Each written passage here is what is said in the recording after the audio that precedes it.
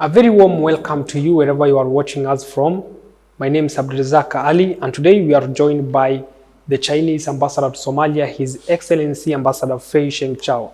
His Excellency Ambassador Fei, welcome to Dalsan TV. It's always a pleasure having you. Yeah, I'm very happy to join you here, and it's always a pleasure to meet with journalists, and this time from Dalsan TV. I'm glad to have this opportunity. Yes, my name is Fei Shengchao. I'm the Chinese ambassador here to Somalia. I've been here for more than 2 years now, and I feel half Somali. How do you characterize the bilateral relationship between Somalia and China, particularly in light of China's assistance to Somalia in areas such as providing military equipment, renovating government institutions, and supporting humanitarian aid efforts? And also, we have just seen the Chinese embassy has bid farewell for over 10 Somali officials from the Ministry of Foreign Affairs who will be participating in a training which will be held in China. As many here know it well, that China and Somalia do have a very long-standing and historical relationship. Our ties could date back to thousands of years ago. And even 600 years ago, the Chinese sailor Zheng He, who happened to be a Muslim himself, headed a large fleet to the port of Mogadishu by the same name in the Horn of Africa.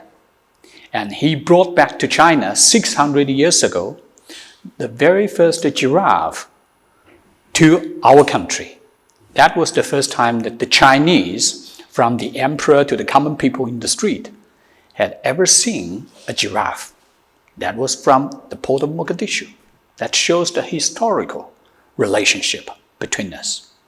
And in recent history, in 1960, the same year of your independence, China and Somalia established diplomatic relations. And our relations have grown from strength to strength ever since.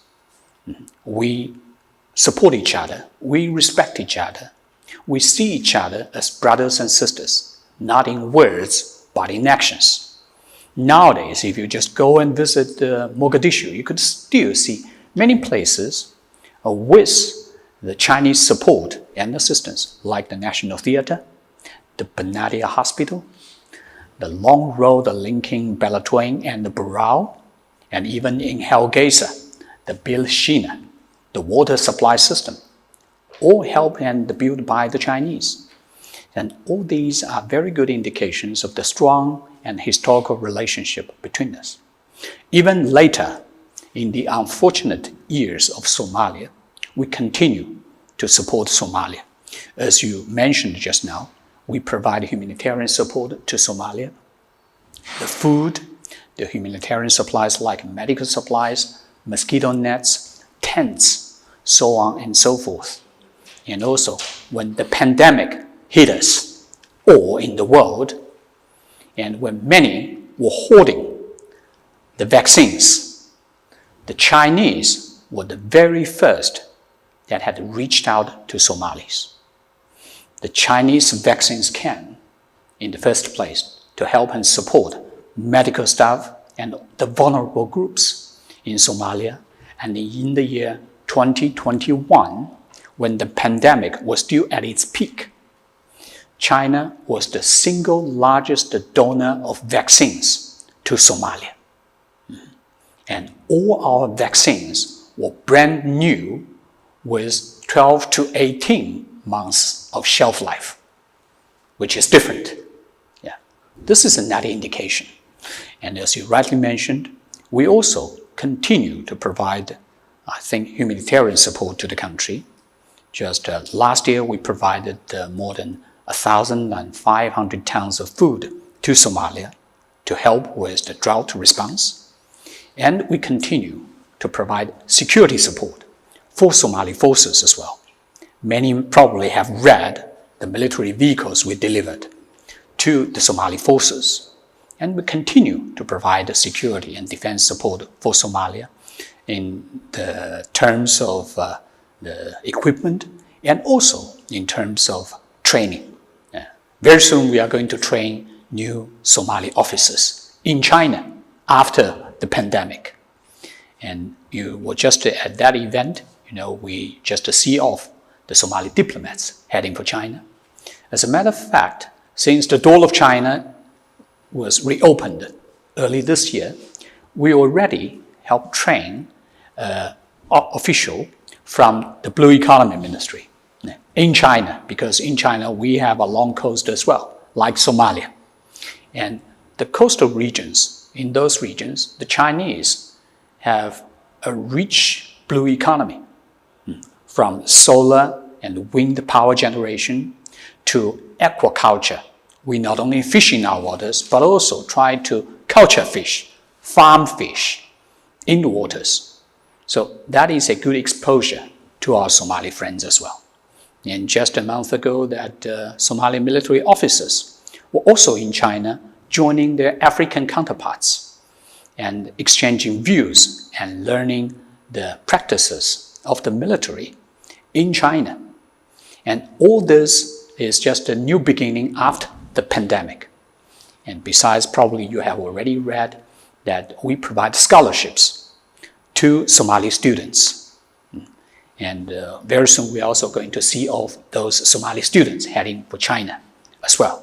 How does China ensure responsible lending practices to mitigate the risk of African countries borrowing from China and falling into a debt trap? I think that is a very important question, because that is a question asked by many under the influence of a very vicious campaign against China. It's a propaganda campaign against China. It's all about the disinformation.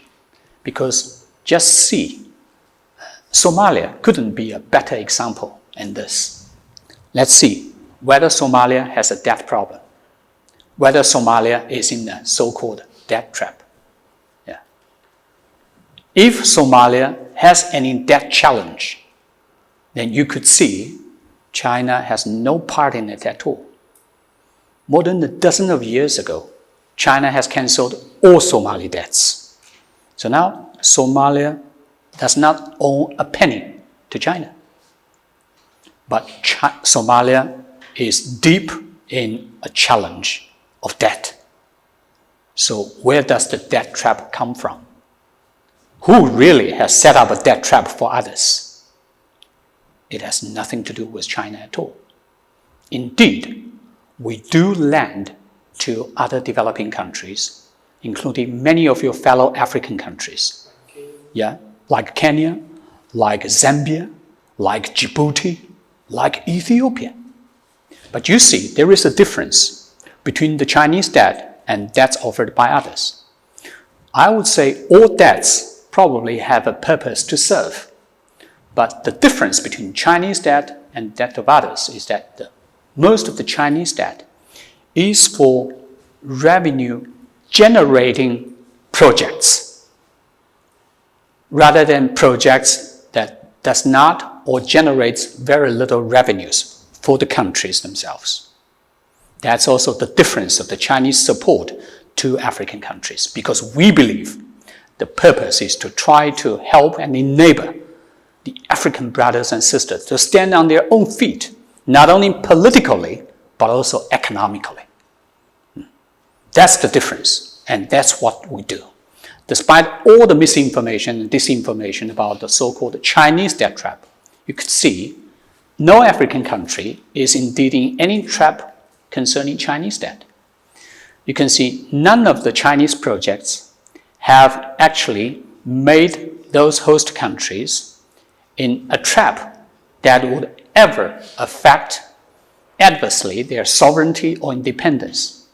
But debt offered by others sometimes probably do not work that perfectly well in all those regards.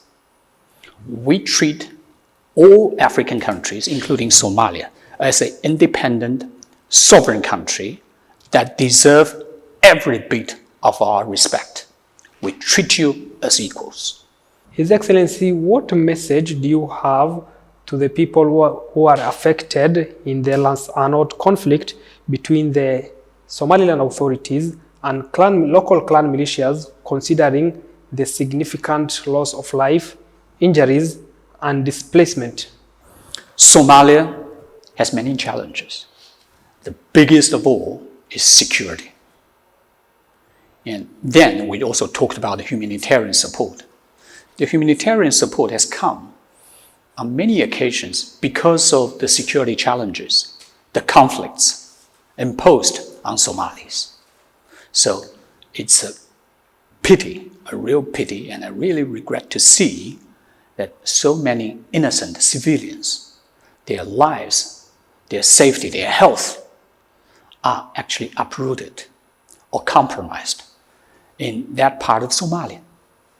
That's why China has advocated in the UN Security Council to issue a statement in condemning the violence over there and in advocating for more humanitarian support for the people there.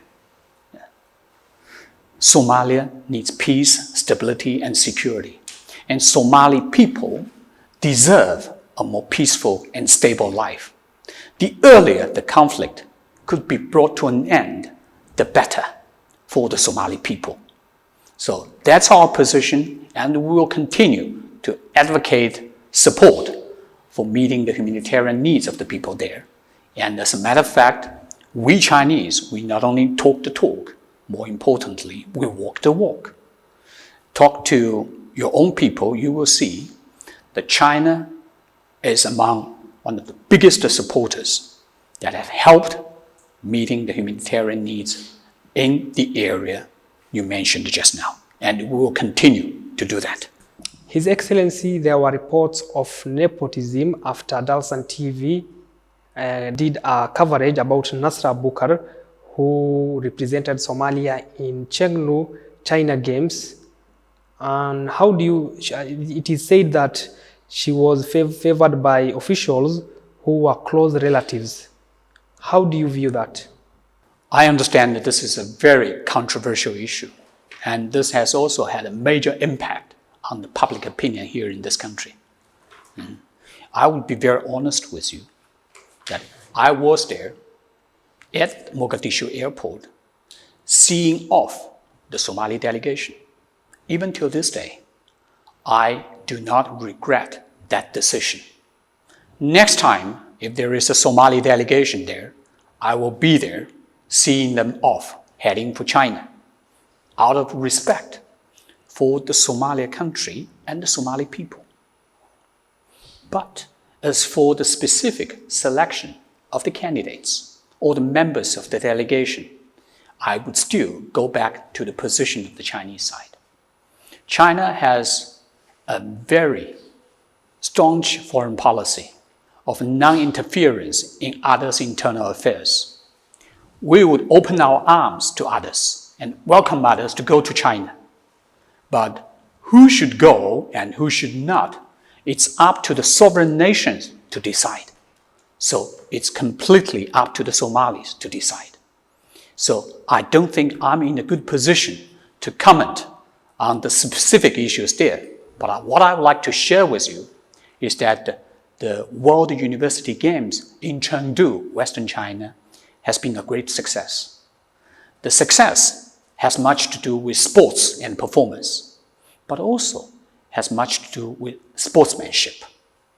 I understand the wide and negative coverage about the Somali participation there.